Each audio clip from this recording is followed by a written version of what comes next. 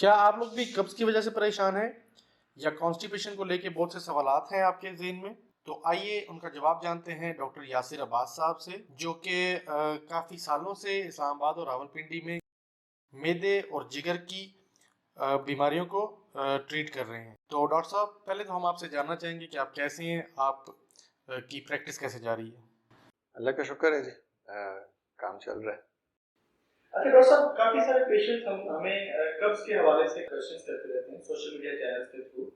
इसमें आप जानते होंगे काफी सारी मिथ्स हैं लोगों के ज़हनों में कब्ज को लेके। थोड़ा आप काइंडली आप ब्रीफ करके हमें बताएं कि कब्ज होती क्या है, इसकी जो एक्चुअल डेफिनेशन है वो क्या है। जी, लफ्ज़ कब्ज़ जो है बहुत से लोगों के लिए मुख्तलिफ मानी रखता है। मेडिकल इस्तिलाह में कब्ज़ कहते हैं अगर आपका पखाना सख्त हो, इसको निकाल करने के लिए आपको ज़ोर लगाना पड़ रहा हो, या वो बहुत कम आता हो, मसलन हफ्ते में 1 दफ़ा या 2 दफ़ा आता हो, तो ये टेक्निकली कब्ज़ कहलाता है या कॉन्स्टिपेशन इन मेडिकल टर्मिनोलॉजी। ठीक हो गया डॉक्टर साहब, ये तो आपने एक बड़ी प्यारी सी डेफिनेशन बता दी कब्ज की कि ये होती क्या है। अब ये क्या कोई कॉमन बीमारी है या क्या वजह होती है इसके पीछे जिनकी वजह से लोग? जी, कब्ज़ बिल्कुल काफ़ी कॉमन है।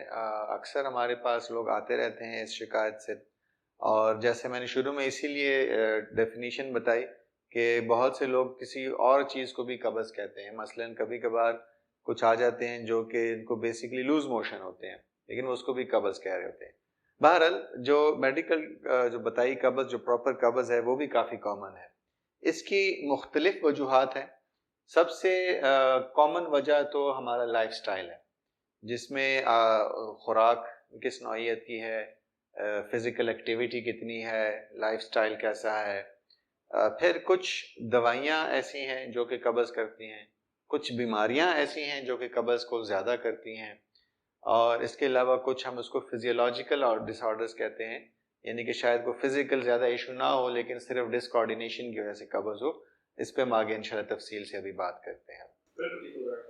अच्छा, इसमें काफी सारे क्वेश्चन जैसे मैंने आपको पहले भी बताया लोग करते रहते हैं, तो आज हम कुछ बड़े चूज करके क्वेश्चंस लेके आए हैं आपके लिए।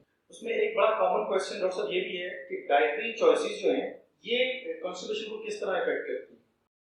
जी बिल्कुल, डाइट का मेरे अंदाजे से आपकी कब्ज़ की वजह 70 से 80% वजह डाइट ही बनती है। इसमें आपका फाइबर इनटेक कितना है, आप पानी कितना ले रहे हो, ये सब बहुत मैटर करता है। हाई फाइबर डाइट्स जैसे कि फ्रूट्स हो गए, होल व्हीट यानी कि चक्की वाला आटे की रोटी हो गई, ये जितने ज़्यादा होंगी तो कब्ज़ की शिकायत कम होती है। अगर आप पानी बहुत कम ले रहे हैं तो भी अक्सर कब्ज़ की शिकायत ज़्यादा हो जाती है। तो इसलिए अपनी डाइट में फाइबर्स का इंटेक बढ़ाएं। सबसे जो कारआमद और मुफीद फाइबर है वो इसबगोल का छिलका है, और इसके साथ आप इन एडिशन तुखम मलंगा, इसको चिया सीड्स कहते हैं, वो भी इस्तेमाल कर सकते हैं। तो इससे कि रेगुलर इस्तेमाल से पखाना नरम रहता है और कब्ज़ की शिकायत कम से कम रहती है। ठीक हो गया। जैसे आपने डॉक्टर साहब अभी बताया हमें कि जैसे इसबगोल का छिलका है या चिया सीड्स हैं, इसे हम जुबान में तो मलंगा भी हम कहते हैं, ये क्या एक इंसान जो है रेगुलर बेस पे यूज कर सकता है या इसमें कोई प्रिकॉशंस हैं कि मतलब एक इंसान अपनी खुराक में ये शामिल कर सकता है या नहीं, मतलब कुछ स्पेसिफिक टाइम्स पे ये ले सकता है? जी जी, अच्छा, इसके लेने के कोई साइड इफ़ेक्ट्स नहीं है। ये भी एक सोसाइटी में अक्सर मिथ्स पाई जाती हैं कि जी ये ठंडा है और इसके साथ सीना ख़राब हो जाएगा वगैरह वगैरह। तो ऐसा कुछ नहीं है। इस फाइबर्स की, बल्कि सब फाइबर्स की बेसिक क्वालिटी ये होती है कि ये आपकी आंतों में जज़ब नहीं होता, तो लिहाजा ये कोई अंदरूनी इफ़ेक्ट तो कर ही नहीं सकता। सब फाइबर्स का मकसद ये है कि वो आपकी पखाने का बल्क बढ़ाए, वॉल्यूम बढ़ाए। जब वो वॉल्यूम बढ़ेगा तो वो ऑटोमेटिकली पानी जज़ब करेगा, जिसकी वजह से वो पखाना रिलेटिवली नरम रहेगा। अगर आप कोई फाइबर जिसमें कम होगा तो वो पानी भी उसमें कम ठहरेगा, तो लिहाजा वो सख्त हो जाएगा, जैसे एक मट्टी सूख के सख्त हो जाती है।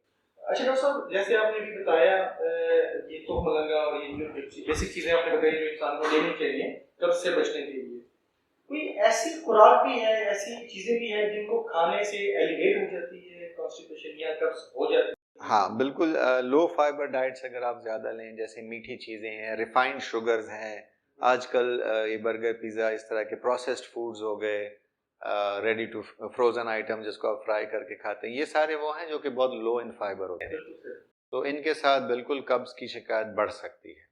دیکھیں ناظرین، ڈاکٹر صاحب نے بڑا کھل کے یہ بتا دیا ہے، جو آپ برگر پیزے کھاتے ہیں یہ اس سے آپ کو قبض کی شکایت ہو سکتی ہے، تو کائنڈلی چیز سے تھوڑا سا اپنے آپ کو بچائیں۔ اب ہم بات کریں گے ڈاکٹر صاحب، آپ نے تھوڑی دیر پہلے ذکر کیا تھا لائف اسٹائل چینجز کا، تو ایسی کون سی چینجز ہیں جو ہم اپنی لائف اسٹائل میں کریں تو ہم قبض سے نجات حاصل کر سکتے ہیں؟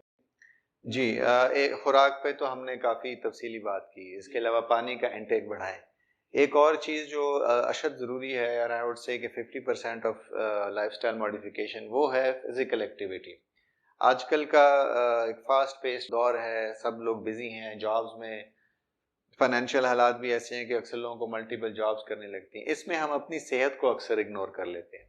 تو اپنی زندگی میں کم از کم 15 سے 20 منٹ یا آدھا گھنٹہ اپنے لیے نکالیں، جس میں آپ ایک ریگولر ایکسرسائز کریں۔ منیمم ایکسرسائز جو میڈیکلی ہے وہ یہ ہے کہ آپ 15 سے 20 منٹ برسک واک، یعنی کہ تیزی سے واک کریں، اور اس کی رفتار اتنی تیز ہونی چاہیے کہ آپ تھک جائیں، آپ کی سانس تھوڑی سی تیز سے چلنے لگے، آپ کی دل کی دھڑکن تیز ہو جائے، یعنی کہ تاکہ باڈی آپ یہ سمجھ لیں کہ چل پڑے، اس کا انجن صحیح چل پڑے۔ تو یہ منیمم ایکسرسائز ہے جو کہ کرنی چاہیے، اس سے زیادہ تو جتنی آپ کے توسط ہو آپ کر سکتے ہیں۔ بالکل ٹھیک ڈاکٹر، جیسے آپ نے بریف کیا واک کو لے کے، کافی سارے لوگوں کے مائنڈ میں یہ بھی میتھ تھی کہ وہ جسٹ واک کرتے ہیں اور سمجھتے ہیں کہ ہم نے ایکسرسائز کر لی جی، تو آپ کی اس بات سے کافی سارے لوگوں کو یہ مائنڈ جو ہے کلیئر ہونے والا ہے کہ ہم نے واک جو کرنی ہے ایکسرسائز ذہن میں رکھ کے یا ایکسرسائز کی طور پہ وہ کس طرح کرنی ہے۔ بالکل۔ اچھا، جیسے آپ نے بتایا پانی کا انٹیک ہمیں زیادہ رکھنا چاہیے، تو منیمم کتنا پانی پینا چاہیے، کتنے گلاس ایوریج آدمی کو؟ جی، اچھا، یہ بھی ایک بڑا ہی کنٹینشس معاملہ ہے میڈیکل فیلڈ میں کہ کتنا پانی منیمم ہونا چاہیے۔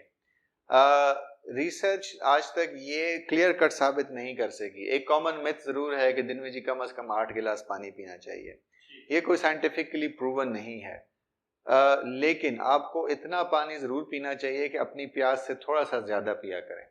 ایک مارکر آپ یہ کر سکتے ہیں کہ اتنا پانی لیں کہ آپ کا جو چھوٹا پیشاب ہے اس کا کلر وائٹش، مطلب پانی کی طرح ہو جائے۔ اگر وہ آپ کا پیشاب پیلا زیادہ آتا ہے، دس مینس موسٹ لائکلی کہ آپ پانی کا انٹیک آپ کا کم ہے، تو یہ ایک انڈائریکٹ انڈیکیٹر ہو سکتا ہے۔ اور اسی وجہ سے آئی تھنک کڈنیز کی پرابلم ہوئی، جی بالکل، کم پانی پینے کی وجہ سے ایسے ہی، پیشاب کا کلر ایسا ہی یلو ہو گیا۔ ایسے ہی۔ اچھا ڈاکٹر صاحب، مجھے بتائیں کوئی ایسی میڈیکیشنز بھی ہیں جو اکثر پیشنٹس لے لیتے ہیں جن کی وجہ سے کانسٹیپیشن ہو جاتی ہے؟ سم ٹائم ہوتا ہے کہ فار ایگزامپل اللہ نہ کرے مجھے بھی پرابلم ہے، میں اس چیز کی میڈیکیشن لے رہا ہوں، ان دوائیوں کی وجہ سے بھی کانسٹیپیشن ہو سکتی ہے؟ جی بالکل، معدے کی یا پیٹ کی خرابی جس میں موشن یا قبض بہت سی میڈیکیشنز کے سائیڈ ایفیکٹس میں آتی ہے، لیکن کچھ جو بڑی مطلب کامن کہہ لیں یا نوٹوریس کہہ لیں، اکثر کچھ اینٹی ڈپریسنٹس ہیں، کچھ بلڈ پریشر کی دوائیاں ہیں، اس کے علاوہ پارکنسن ایک بیماری ہے، اس کی دوائیوں میں اکثر قبض رہتی ہے، تو اس طرح سے کچھ دوائیاں بالکل ہیں جس میں کامن ہے قبض ہونا، اور پوٹینشیلی کوئی بھی دوائی پیٹ کی گڑبڑ کر سکتی ہے۔ لیکن اس کا مطلب یہ نہیں کہ آپ اپنے ڈاکٹر کے کہنے پہ وہ دوائی کھانا چھوڑ دیں، جی یا بالکل، نہ کھائیں۔ بالکل بالکل۔ اچھا ڈاکٹر صاحب، ایک بڑا کامن کویسچن یہ بھی ہے کہ آپ اس کو ڈائگنوز کیسے کر سکتے ہیں، مطلب کس طرح سے پتہ لگاتے ہیں کہ یہ کتنی خطرناک حد تک یہ بڑھ چکی ہے یہ بیماری قبض کی خاص طور پہ؟ جی جی، دیکھیں جی، ویسے تو قبض کی ڈائگنوسس کہ یہ قبض ہے یا نہیں وہ تو آپ کلینکل ہسٹری پہ لے لیتے ہو، پھر اس میں ایک detail diet history, medical history ضروری ہے کہ آپ دیکھیں کہ وہ تو کوئی وجہ نہیں ہے۔ پھر جیسے میں نے بتایا کہ کچھ بیماریاں ہیں جس کے ساتھ انڈر لائنگ قبض رہتی ہے، تو ان کے لیے یا قبض کی کچھ پوٹینشیل کمپلیکیشنز اگر ہوں تو اس کے لیے کچھ ٹیسٹ کرنے ہوتے ہیں۔ سب سے پہلے تو ایک سمپل سا یہ ہے کہ معائنہ کرنا ہوتا ہے نیچے پخانے والی جگہ کا، اس میں تھوڑا سا فزیکلی اس کو اندر سے دیکھنا ہوتا ہے، اس میں بھی بہت سارے ہمارے سوال حل ہو جاتے ہیں۔ پھر اس کے بعد نیکسٹ ان ڈیپتھ معائنہ یہ کر سکتے ہیں کہ کیمرہ ڈال کے اندر سے چیک کریں، جس کو سگمائڈوسکوپی یا کولونوسکوپی کہتے ہیں، وہ ڈیزیز ٹو ڈیزیز ڈیپینڈ کرتا ہے۔ یہ اس کے علاوہ کچھ اسپیسیفک ٹیسٹس ہیں، جو کہ فنکشنل کانسٹیپیشن کے لیے کیے جاتے ہیں، جس میں بلون ایکسپلشن ٹیسٹ ہے، ایک اسپیشل قسم کی MRI ہوتی ہے، نیچے پریشرز میئر کیے جاتے ہیں. تو اس طرح سے کچھ کافی ایڈوانس ٹیسٹ بھی ہیں جو کہ کبھی کبھی ضرورت پڑ جاتی ہے اس کے لیے. اچھا ٹھیک ہو گیا ڈاکٹر صاحب، جیسے آپ نے بتایا آپ کو کانسٹیپیشن کو ڈائگنوز کرنے کے لیے کہ یہ کس حد تک بڑھ چکی ہے یا کس حد تک کرونک ہو چکی ہے کچھ ٹیسٹ کرانے پڑتے ہیں. تو کافی سارے لوگوں کے مائنڈ میں نا متس ہیں کہ ڈاکٹر جو ہے جان بوجھ کے ٹیسٹ لکھتے ہیں یا ڈاکٹر اکثر کہتے ہیں کہ یہ جو ٹیسٹ جہاں سے میں بول رہا ہوں آپ وہیں سے کرائیں وغیرہ وغیرہ وغیرہ. تو اس بارے میں آپ کیا کہتے ہیں؟ کیا آپ ایسے ٹیسٹ کو ایکسیپٹ کر لیتے ہیں جو آپ کی بتائی علاج کے علاوہ کہیں اور سے کروا کر آئے پیشنٹ، یا آپ بھی زور دیتے ہیں کہ آپ جہاں سے آپ کہہ رہے ہیں وہیں سے وہ ٹیسٹ کرائے جائیں؟ جی بالکل، بڑا اچھا سوال پوچھا آپ نے. بیسیکلی ٹیسٹ کی نوعیت پہ ڈیپینڈ کرتا ہے. اب جیسے دیکھیں بلڈ کے ٹیسٹ ہیں، تو بلڈ کے ٹیسٹ تو آپ کسی بھی اسٹینڈرڈ لیبارٹری سے کرا سکتے ہیں جن کا رزلٹ میچ کرتا ہے، ایک دوسرے کو کمپیٹیبل ہوتا ہے. اسی طرح سے پھر کچھ امیجنگ سٹڈیز ہم کہتے ہیں جیسے کہ CT اسکین ہے یا MRI ہے. اب وہ اگین آپ کسی بھی اچھی کوالٹی کی لیب سے کرا سکتے ہو. اس میں پھر تھوڑا سا ٹیکنیکل دیکھنا پڑتا ہے کہ وہ جس MRI مشین پہ یا CT اسکین پہ کر رہے ہیں وہ اس لیول کی ہے یا نہیں ہے. اگر وہ سیم لیول ہے اور ٹیکنیکل ایکسپرٹیز ہے تو اگین اس میں کوئی ایشو نہیں ہونا چاہیے. پھر اس کی رپورٹنگ پہ بات آ جاتی ہے کہ وہ ریڈیولوجسٹ جو رپورٹ کر رہا ہے وہ اس ریلیونٹ فیلڈ کو جس چیز کے لیے آپ نے CT MRI کہا تھا اس کو کتنا سمجھتا ہے. کیونکہ جس طرح سے باقی ڈاکٹرز کی اسپیشلٹیز ہوتی ہے اسی طرح ریڈیولوجسٹ کی بھی اسپیشلٹیز ہوتی ہیں کہ وہ کس فیلڈ میں زیادہ اس کا ایکسپیرینس ہے. اگر میں اپنی بات کروں تو میں اکثر CT اسکین اور MRI خود ہی دیکھ لیتا ہوں، ریڈیولوجسٹ کی رپورٹ کو صرف ایز اے ہیلپنگ ہینڈ ساتھ دیکھتا ہوں. تو یہ اگین ہر ایک کی اپنی ایکسپرٹیز اور اس پہ ڈیپینڈ کرتا ہے. پھر جیسے کہ میں نے بتایا کہ کیمرہ ڈال کے معائنہ کرنے والے ٹیسٹ ہیں جیسے اینڈوسکوپی ہے یا کولونوسکوپی ہے. اب وہاں پہ یا جیسے ایون الٹرا ساؤنڈ آ گیا، یہ ان کو ہم کہتے ہیں سبجیکٹیو ٹیسٹ. یعنی کہ بیسیکلی یہ جو کرنے والا ہے اس وقت اس کو کیا نظر آ رہا ہے وہ اس کے اوپر ڈیپینڈ کرتا ہے. اگر میں آپ کسی خاص مقصد سے اینڈوسکوپی کسی پیشنٹ کو ریکمینڈ کرتا ہوں تو مجھے پتا ہے کہ میں نے کس مقصد سے بتایا اور میں نے وہ جا کے دیکھنا ہے اسپیسیفکلی. اگر آپ وہ اینڈوسکوپی جا کے کسی بھی بہت اچھے گیسٹرونٹرولوجسٹ سے بھی کرا لیں گے لیکن اس کے مائنڈ میں شاید وہ پوائنٹ نہ ہو جس کے لیے کرنی تھی تو وہ اس طرح سے تھوڑا سا پھر وہ معاملہ ایمبیگوس ہو سکتا ہے. بالکل ٹھیک. تو بیٹر یہی ہے بجائے اس کے کہ آپ اپنے مائنڈ میں اس طرح کی متس پیدا کریں یا لوگوں کی منہ سے نکلی خام خواہ جو باتیں ہوتی ہیں سم ٹائم لوگ کر جاتے ہیں، میں خود کر جاتا ہوں، تو ان کو آپ اوائڈ کریں. اور آپ کا ڈاکٹر جو آپ کو پرسکرائب کر رہا ہے آپ کائنڈلی اس پہ تھوڑا سا فوکس کریں کیونکہ ڈاکٹر کبھی بھی اپنے پیشنٹ کا دشمن نہیں ہوتا.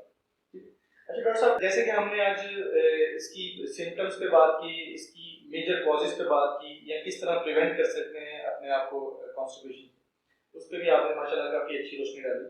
تو مجھے بتائیں اس کا جو بیسٹ ٹریٹمنٹ ہے وہ کیا ہو سکتا ہے؟ کیا میڈیکیشنز آپ یا کیا ٹریٹمنٹ آپ سجیسٹ کرتے ہیں موسٹلی جو کامن کانسٹیپیشن ہوتی ہے؟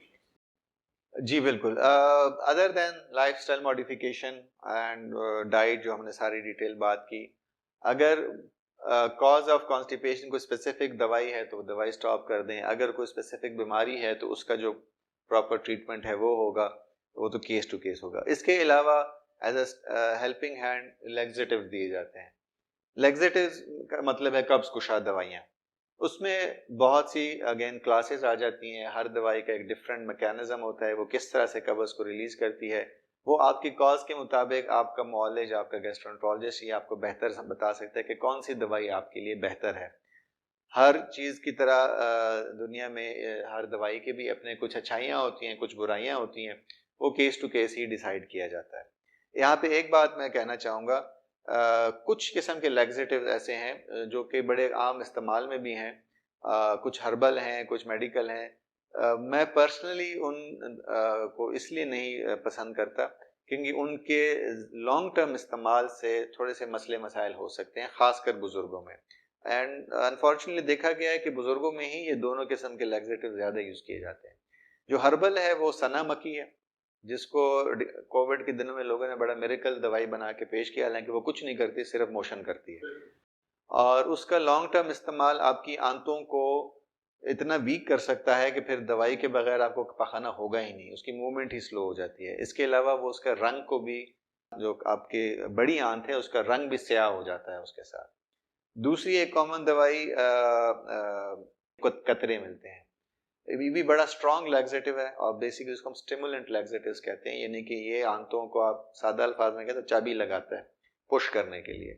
بزرگوں میں نے اس کا استعمال بہت دیکھا ہے اور اس کا مسئلہ یہی ہوتا ہے کہ پھر آنتیں اس کی عادی ہو جاتی ہیں اور اس کے بغیر پھر وہ قبض ان کی کھلتی ہی نہیں. تو میرا پرسنل مشورہ یہ ہے کہ انلیس آپ کے ڈاکٹر نے اسپیسیفکلی آپ کو ایسے کسی لیگزیٹو کی پرسکرپشن دی ہے تو آئی وڈ سجیسٹ کہ آپ اوائڈ کریں لوکل لوگوں کے کہنے پہ یا دکانداروں کے کہنے پہ ایسی دوائیاں. جی ڈاکٹر صاحب، اکثر میں نے یہ چیز نوٹس کی ہے، ہم خود جو ہے نا نیم حکیم بن جاتے ہیں. فار ایگزامپل اگر میرے سر میں درد ہو رہا ہے تو میں کیا کروں گا، بجائے اس کے کہ کسی ڈاکٹر سے کنسلٹ کروں انٹل انلیس کہ وہ بڑا کرونک ہو جائے، میں کیا کروں گا، خود ہی پیراڈول پکڑوں گا، کھا لوں گا. بٹ الٹیمیٹلی اس کا کہیں نہ کہیں اندر کوئی نہ کوئی نقصان ایسا ہے جو وہ کر رہی ہوتی ہے جو ہمیں بڑی دیر بعد پتہ چلتا ہے. تو میں سجیسٹ یہ کروں گا اپنی آڈینس کو کہ آپ کا ڈاکٹر جو بھی آپ کو سجیسٹ کرتے ہیں اس کی کیا آپ کو ڈوز دینی ہے، یہ ڈاکٹر پہ جانتا ہے، نہ کہ آپ اور میں. تو اپنے ڈاکٹر کی بتائی ہدایت کے مطابق اپنی دوائیاں جو ہے وہ استعمال کریں اور نیم حکیم بننے سے کہیں گریز کریں. جی ڈاکٹر صاحب. اچھا ڈاکٹر صاحب، اگر قبض کا علاج نہ کیا جائے تو اس کے کیا کیا کمپلیکیشنز ہو سکتے ہیں، کیا نقصانات ہو سکتے ہیں؟ جی بالکل. دیکھیں، ایک تو جب کسی کو قبض ہوتی ہے تو ویسے ہی وہ ڈسٹرب ہو جاتا ہے، اس کی مزاج میں بھی تبدیلی آ سکتی ہے، چڑچڑاپن آ سکتا ہے. پھر اگر قبض مسلسل رہے تو پیٹ میں اکثر گیس کی تکلیف شروع ہو جاتی ہے اور پیٹ پھولنے لگتا ہے. یہ تو ہو گئی ٹھیک ہے، کوالٹی آف لائف کو تو افیکٹ کرتی ہیں لیکن کوئی ایسی ڈینجرس کمپلیکیشن نہیں ہے. لیکن جو زیادہ تکلیف دہ ہے، جو زیادہ پوٹینشلی ڈینجرس ہے، وہ یہ ہے کہ اگر وہ پخانہ یا قبض آپ کا مسلسل رہے، آپ کو بار بار زور لگانا پڑتا ہے. ایک تو شارٹ ٹرم کمپلیکیشنز میں وہاں پہ زخم بن سکتے ہیں جو پھر کافی تکلیف بھی دیتے ہیں، اس سے بلیڈنگ بھی ہو سکتی ہے.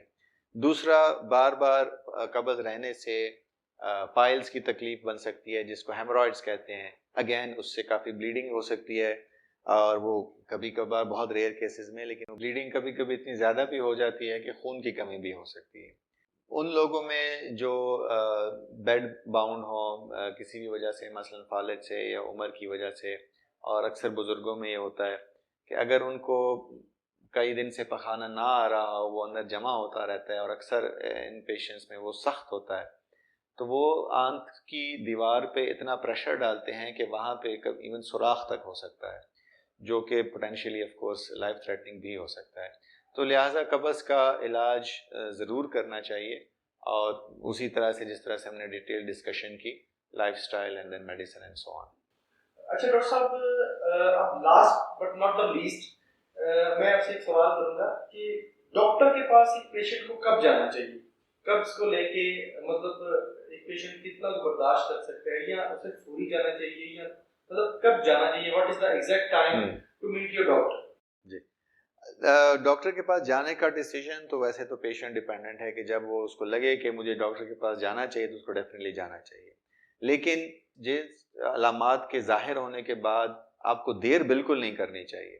وہ یہ ہے کہ اگر آپ کو پخانے میں خون آئے، یا پخانے والی جگہ پہ بہت تکلیف ہو رہی ہو، یا آپ کا وزن کم ہونا شروع ہو گیا ہو، اور یہ خاص کر ان لوگوں کے لیے جو کہ 40 سال سے اوپر ہیں، تو یا پیٹ میں بہت شدید درد ہونے لگ جائے، یا آپ کے فیملی میں آنتوں کے یا کسی بھی کینسر کی ہسٹری ہے، تو ایسی صورت میں آپ کو ضرور ڈاکٹر کے پاس جلدی جانا چاہیے تاکہ وہ ٹائملی اس کا انویسٹیگیٹ کرے، خدا نہ خواستہ کوئی خطرناک چیز اندر نہ چل رہی ہو تاکہ اس کو ٹائم پہ ڈیٹیکٹ کیا جائے.